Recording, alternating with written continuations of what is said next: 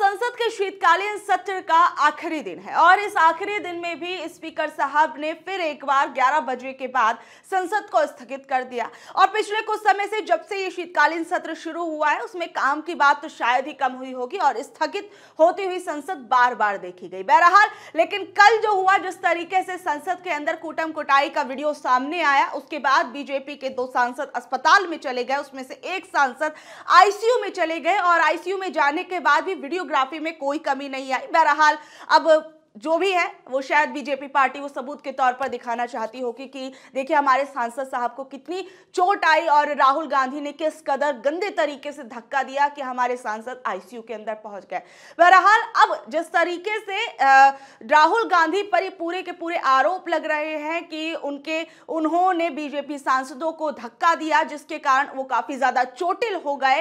इस बीच में राहुल गांधी पर बीजेपी पार्टी ने एफआईआर कर दी है और इस एफआईआर के बाद बीजेपी के सांसद निशिकांत दुबे ने तो यहां तक कह दिया है कि राहुल गांधी को संसद से निलंबित कर देना चाहिए। संसद के शीतकालीन सत्र में आज आखिरी दिन है और लोकसभा की कार्यवाही सुबह 11 बजे से शुरू हुई थी और स्पीकर ओम बिरला ने 2 मिनट के बाद ही सदन की कार्यवाही को अनिश्चितकाल के लिए स्थगित कर दिया था। दरअसल लोकसभा में नेता विपक्ष राहुल गांधी के खिलाफ 19 दिसंबर को एफआईआर हुई और इस एफआईआर के अंदर 6 धाराएं शामिल हैं, जिसमें धारा 3-5 उसका सामूहिक अपराध, धारा 115 चोट पहुंचाने के इरादे से काम करना, धारा 117 जानबूझकर गंभीर चोट पहुंचाना, धारा 125 निजी सुरक्षा को जानबूझकर खतरे में डालना, धारा 131 धक्का देना और डराना धमकाना, धारा 351 धमकी देना।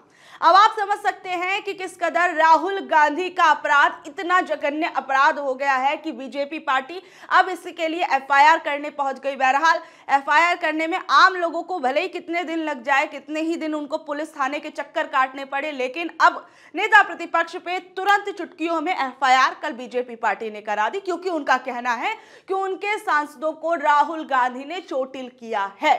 और इस बीच में जहां कल ये पूरा का पूरा ये आप कह सकते हैं कि शायद संसद के इतिहास में पहली बार इस कदर देखने को मिला होगा कि पक्ष और विपक्ष आपस में पहले जहां मुंह से एक दूसरे पर हमला बोलता था, कल एक दूसरे पर हाथापाई पर उतर आए और किस कदर से पक्ष का कुछ कहना है और विपक्ष का कुछ और कहना है।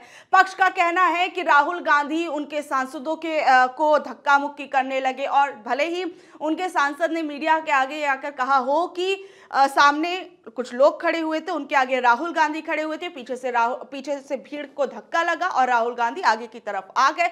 अब आप इस बात से खुद समझ सकते हैं कि किस कदर सांसद साहब को चोट कर पहुंचाने में राहुल गांधी का कितना हाथ होगा, कितना नहीं होगा। अब ये जिस तरीके से बीजेपी पार्टी की तरफ से जो आरोप प्रत्यारोप लगाए जा रहे हैं, इस बीच में कांग्रेस पार्टी का कहना है कि अगर आपको लगता है कि राहुल गांधी ने आपके सांसदों के साथ धक्का मुक्की की है तो आप सीसीटीवी की फुटेज चेक करा लीजिए। और क्योंकि भैया संसद है, संसद के अंदर तो हाईटेक सिक्योरिटी होती है, जगह जगह पर कैमरा लगे होते हैं, तो आप जो है वो सीसीटीवी की फुटेज चेक कराइए और दूध का दूध और पानी का पानी हो जाएगा। और एक तरीके से आप कह सकते हैं कि बात भी ठीक है कि अब जिस तरीके से ये पूरा का पूरा मामला गर्माता जा रहा है, देश के मुद्दे तो छोड़े, यहाँ पर सांसदों की अपनी लड़ाई से उन्हें फुर्सत नहीं मिल पा रही है। बहरहाल अब सबसे बड़ी चीज अब जो इस तरीके से कांग्रेस पार्टी का ये कहना है कि आप सीसीटीवी फुटेज चेक करा लीजिए और वाकई में अब सीसीटीवी फुटेज जो है वो कहीं ना कहीं चेक भी करानी चाहिए, क्योंकि शायद हो सकता है कि कांग्रेस पार्टी झूठ बोल रही हो सकता है कि बीजेपी पार्टी के लोग जो है वो राई का पहाड़ बना रहे हो। अब ऐसे में ये जो पूरा का पूरा मामला है अब वो क्राइम ब्रांच के पास भी पहुंच गया है। सूत्रों के मुताबिक संसद मामले की जांच और दोनों मामलों में बीजेपी की शिकायत और कांग्रेस की शिकायत की जांच क्राइम ब्रांच को सौंपी जाएगी। बीजेपी की शिकायत में पहले ही लोकसभा के सांसद राहुल गांधी के खिलाफ एफआईआर हो चुकी है। अब देखिए देश के अंदर और भी बहुत बहुत बड़े बड़े मुद्दे हैं, खैर अब उनकी तो बात छोड़िए, लेकिन अभी जो मेन संसद के अंदर एक हॉट टॉपिक चल रहा है वो ये है कि राहुल गांधी ने बीजेपी के सांसद को धक्का मारा। अब इन सब चीजों की पूरी क्राइम ब्रांच जो है वो चेक करेगी कि क्या आखिर में सच में ऐसा हुआ था, नहीं हुआ था।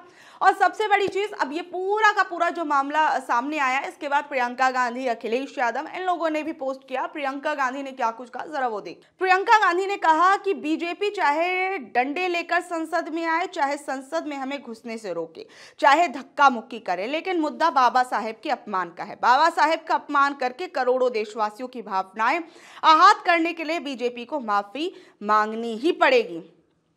वहीं अखिलेश यादव ने कहा कि कुछ लोगों की जिंदगी किस्सों से जुड़ी होती है, जिससे कहानी ही कहानी होती है, कोई सच्चाई नहीं। जैसे एक कहानी ये है कि कोई भाजपाई सांसद फारुखाबाद से सच में जीते थे, लेकिन सच जानने वाले जानते हैं कि वो सज्जन पुरुष वोट से नहीं बल्कि प्रशासन के बत्ती गुल करने और लाठीचार्ज करने से जीते थे। अब एक और नया किस्सा बनाया जा रहा है, जिसमें इस बार भी कोई सच्चाई नहीं होगी। वो एक बार अकेले में जरूर सोचे धक्का उनको ही क्यों लगा। संपूर्ण सद्भावना के साथ शीघ्र स्वास्थ्य लाभ की कामना। संजय सिंह, आपके राज्यसभा सांसद, का कहना है कि बीजेपी लोमड़ी की तरह चालाक पार्टी है, इनकी चाल में नहीं फंसना चाहिए। बीजेपी ने जानबूझकर बाबा साहेब के अपमान का मुद्दा बदलने की कोशिश की। धक्का मुक्की सिर्फ भाजपाई नौटंकी का हिस्सा है, चाहे जितनी एफआईआर करो, धक्का मुक्की करो, हमको गृह मंत्री अमित शाह के खिलाफ कार्यवाही चाहिए। बाबा साहेब का अपमान नहीं सहेगा हिंदुस्तान। अब जिस तरीके से विपक्ष जो है वो कह रहा है कि अब ये जानबूझकर ये पूरा का पूरा माहौल बनाने की कोशिश की जा रही है ताकि अमित शाह को माफी ना मांगनी पड़े। अब आप चाहे एफआईआर कर लो, चाहे कुछ भी कर लो, लेकिन इस मुद्दे पर बीजेपी को हम नहीं छोड़ने वाले। बहरहाल जब संसद शुरू हुआ तो आपको भी मालूम होगा कि किस तरीके से विपक्ष जो है लगातार अडानी के मुद्दे पर चर्चा चाहता था, और उस दौरान संभल का मुद्दा भी घटित हो गया था, तो संभल के मुद्दे पर भी चर्चा चाहता था। लेकिन अडानी के मुद्दे को जैसे तैसे करने के लिए संविधान का मुद्दा कहीं ना कहीं उठाया गया। अब संविधान पर जब चर्चा शुरू हुई तो उस दौरान अमित शाह ने जिस तरीके से अंबेडकर को लेकर जो बयान दे दिया, उसके बाद तो मानो बवाल खड़ा हो गया। और उसके बाद सीधे सीधे कांग्रेस और विपक्ष ने, तमाम विपक्ष ने कह दिया कि ये सीधे तौर पर बाबा साहेब अंबेडकर और उनको मानने वालों का अपमान है और अमित शाह को अब माफी मांगनी ही पड़ेगी। और इसके बाद जिस तरीके से अब पूरा का पूरा ये माहौल एक तरीके से आप कह सकते हैं गरमाया हुआ है। संसद का आखिरी दिन है और शायद आखिरी दिन में भी अब लोगों को उम्मीद वैसे तो रखनी ही नहीं चाहिए थी, लेकिन फिर भी कुछ एक उम्मीद थी कि संसद के अंदर कुछ तो चर्चा होगी। जो कहा जाता है कि लोगों का पैसा जो है, न जाने हर रोज की संसद की एक कार्यवाही में कितना पैसा खर्च होता है, और ये पैसा बर्बाद होते हुए भारत की जनता आराम से बैठ के देख रही है। और तो अब बहरहाल अब जिस तरीके से संसद के अंदर ये पूरा माहौल गरमाया हुआ है, इस धक्का मुक्की कांड के बारे में क्या कुछ कहेंगे। और बीजेपी की मंशा में वाकई यही है कि जो उन्होंने कहा है कि कांग्रेस पार्टी खुद अंबेडकर जी का सम्मान नहीं कर रही है या फिर उनका अपमान कर रही है, और बीजेपी का जो ये कहना है कि जो राहुल गांधी है उन्होंने उनके सांसदों को नुकसान पहुंचाया है, तो अब उन्हें माफी मांगनी चाहिए, और उनके ऊपर जब एफआईआर हुई है तो उन पर कार्यवाही होनी चाहिए, उनका निलंबन होना चाहिए। तो आप इसे कहां से कहां तक जायज मानते हैं, और कांग्रेस जो अपना पक्ष रख रही है उस पर आप लोगों का क्या कहना है, नीचे दिए गए कमेंट बॉक्स में जरूर बताइएगा। और ऐसी अपडेट से जुड़े रहने के लिए देखते रहिए online news Bharat. Online news Bharat को लाइक करें, शेयर करें, सब्सक्राइब करें। धन्यवाद।